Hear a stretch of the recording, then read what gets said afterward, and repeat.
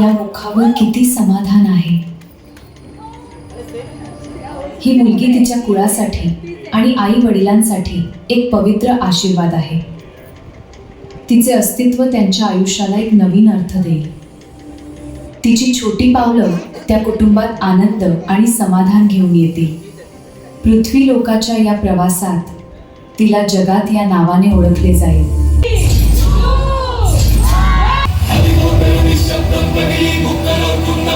निशब्दं